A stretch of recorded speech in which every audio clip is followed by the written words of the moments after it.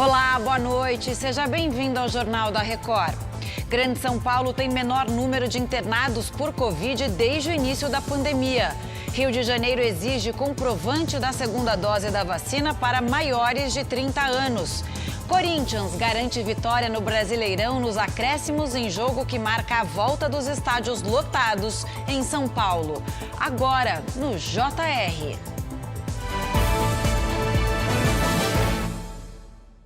Oferecimento: Bradesco. Abra sua conta grátis pelo app.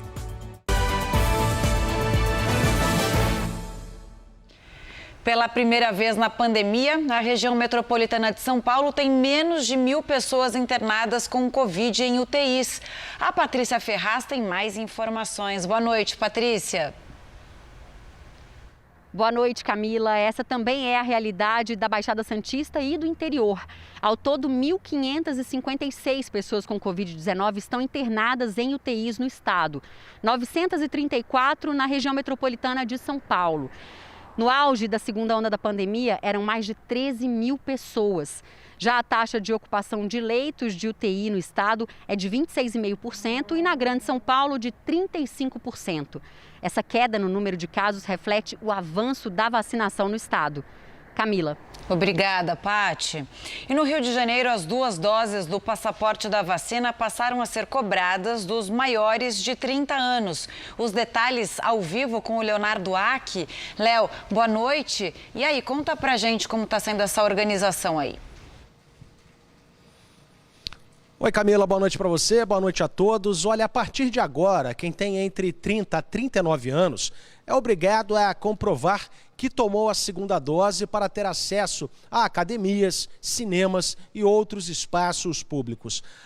A próxima e última fase começa no dia 15 de novembro, quando o passaporte vai ser cobrado de todos os maiores de 18 anos. A Prefeitura do Rio também autorizou a redução do intervalo da Pfizer de 12 semanas para 21 dias para essas faixas etárias.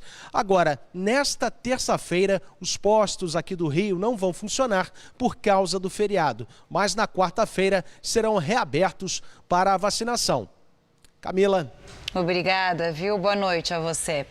A partir desta terça-feira, Belo Horizonte vai permitir capacidade total de público em eventos e estádios. A Virgínia Nalon tem mais detalhes pra gente. Virgínia, boa noite. Como é que vai ser? Boa noite, Camila. Boa noite a todos. Nos estádios, os torcedores deverão apresentar o comprovante das 2 doses da vacina e exame negativo para Covid 72 horas antes do jogo. As novas regras foram definidas pelo Comitê de Enfrentamento da Doença diante do avanço da vacinação aqui em Belo Horizonte e da estabilidade dos números de casos. Camila. Obrigada pelas informações, Virgínia. Os Estados Unidos vão oferecer uma licença remunerada para os funcionários se vacinarem contra a Covid. Empresas com mais de 100 empregados serão obrigadas a conceder o benefício aos trabalhadores. A medida tem como objetivo incentivar a campanha de vacinação, que continua estagnada em algumas regiões do país. Os Estados Unidos vacinaram 58% da população. Novembro começou com boa notícia em Mato Grosso do Sul. Nenhuma morte por Covid-19 foi registrada nas últimas 24 horas. Vamos até Campo Grande conversar com o repórter William Franco. Boa noite, William. Oi, Camila, boa noite. A Secretaria Estadual de Saúde atribui essa boa notícia ao avanço da vacinação, que fez reduzir também o número de testes positivos e internações pela doença. Desde o início da campanha de imunização, 78% da população sul-mato-grossense já recebeu a primeira dose e quase 65% das pessoas tomaram as 2 doses ou a vacina de dose única. Até agora, os meses com o menor número de mortes pela doença no estado foram registrados em abril e maio do ano passado. E depois de um fim de semana sem vacinação, Campo Grande retomou a aplicação das doses nesta segunda-feira. Inclusive, vai ter mutirão de vacinação no feriado para a primeira e segunda doses e também para quem precisa da dose do reforço. Camila. Obrigada, William. O Amazonas liberou a ocupação de 50% da capacidade dos espaços em eventos. As informações com a Paloma Mendonça. Paloma, ótima noite para você. Boa noite, Camila. O decreto que permitiu essa capacidade entrou em vigor nesta segunda-feira. O documento diz que os eventos que podem ser esportivos, musicais ou culturais precisam respeitar os protocolos sanitários contra a Covid-19, como o uso obrigatório de máscara e de álcool em gel para os participantes. A entrada do público só deve acontecer após a apresentação do cartão de vacina com o esquema vacinal completo para os adultos. Caso a entrada de adolescentes seja permitida, eles também devem levar o cartão para confirmar a aplicação da primeira dose ou das duas, de acordo com o calendário de vacinas da cidade. Para os eventos com mais de 5.000 pessoas, os organizadores precisam primeiro submeter o plano de trabalho à avaliação do Comitê de Combate à Covid-19 do Estado. Os estabelecimentos podem ser multados em até R$50 mil em caso de descumprimento das normas. Camila. Valeu, Paloma, pelas informações. No Paraná, a Prefeitura de Ponta Grossa decidiu liberar a população do uso de máscaras em ambientes abertos. Mas essa medida pode não ter validade. A repórter Beatriz Frenner explica pra gente. Boa noite, Beatriz. Boa noite, Camila, para você e para todos. De fato, o decreto publicado pela Prefeitura de Ponta Grossa estabelece que o uso de máscara em ambientes abertos passa a ser opcional a partir desta segunda-feira. Mas o governo do estado ainda mantém a obrigatoriedade por lei. E nesses casos, entende-se que a medida mais restritiva é a que tem validade. A Secretaria Estadual de Saúde informou que o Paraná ainda não atingiu os índices necessários para uma flexibilização no uso de máscara e que a fiscalização na cidade deve continuar. Mesmo com toda a repercussão, a Prefeitura de Ponta Grossa não fez alterações no decreto. Por isso, vamos ter que esperar para saber o que vai acontecer nos próximos dias. Camila. Vamos aguardar então. Obrigada, Beatriz. E a Austrália reduziu as restrições de viagens internacionais depois de 1 ano e meio de fronteiras fechadas. Passageiros chegaram a Sydney nesta segunda pela primeira vez desde o início da pandemia. Agora, australianos vacinados contra a Covid podem retornar ao país sem permissão ou quarentena. Mas os visitantes de outros países continuam proibidos de entrar na Austrália. O Uruguai reabriu as fronteiras para todos os turistas estrangeiros nesta segunda-feira. O Jairo Bastos tem os detalhes direto de Porto Alegre. Jairo, boa noite. Oi, Camila, boa noite. O fim das restrições ocorre 1 ano e meio depois de o governo uruguaio ter limitado o acesso. 2 meses atrás, o Uruguai já tinha liberado a entrada de estrangeiros que têm imóveis no país. Agora, a única exigência para os adultos é ter a vacinação completa há pelo menos 15 dias. Todos os imunizantes vão ser aceitos. Já os menores de 18 anos não precisam dessa comprovação e podem até se vacinar no Uruguai, que vai oferecer o imunizante da Pfizer para atrair turistas, inclusive para aqueles que quiserem uma dose de reforço.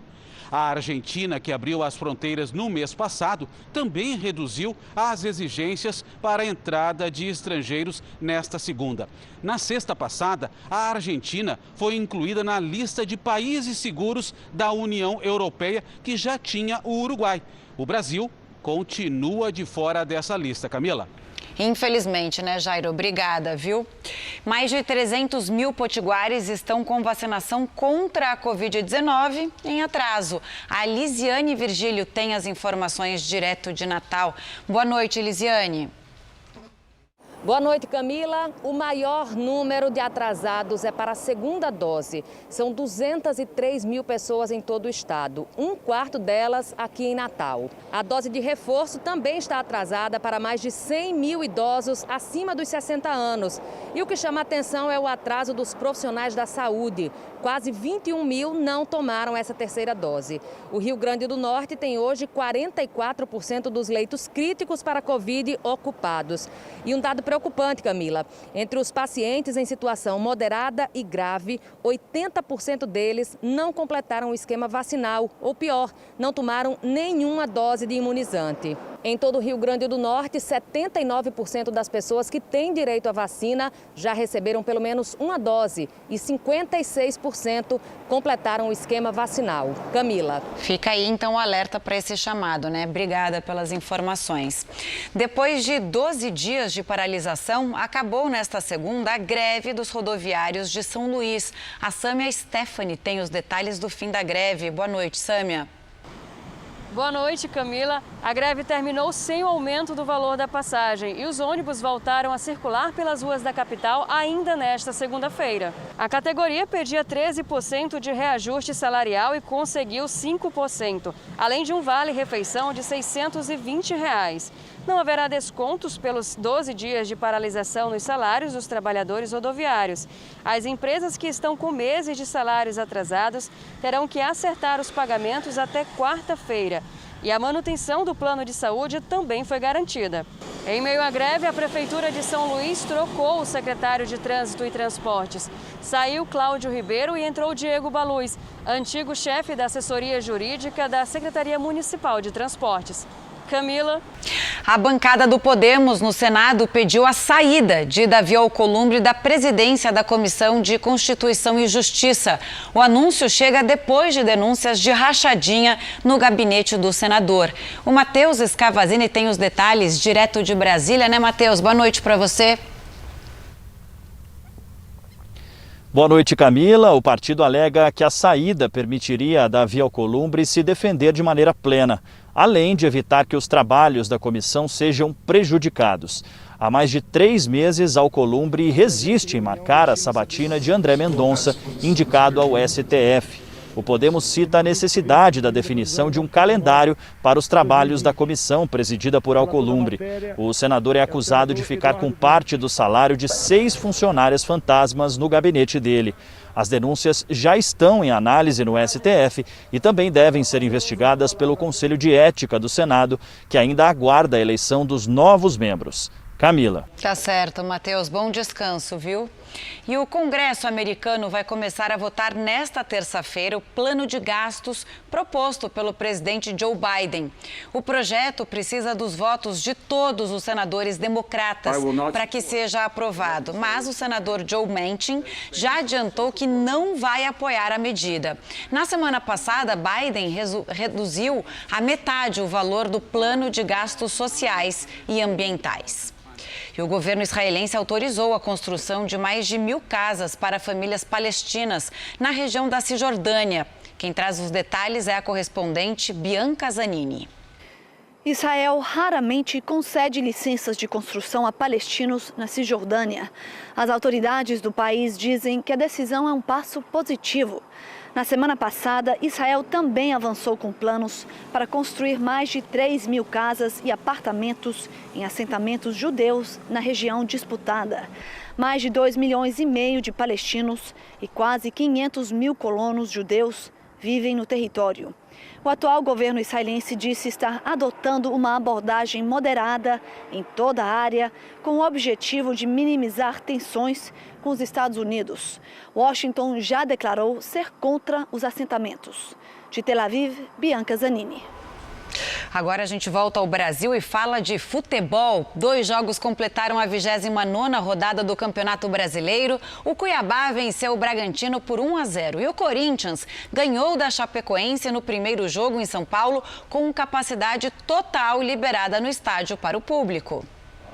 Quase 40.000 torcedores foram ao Itaquerão. O único gol do jogo saiu aos 52 minutos do segundo tempo.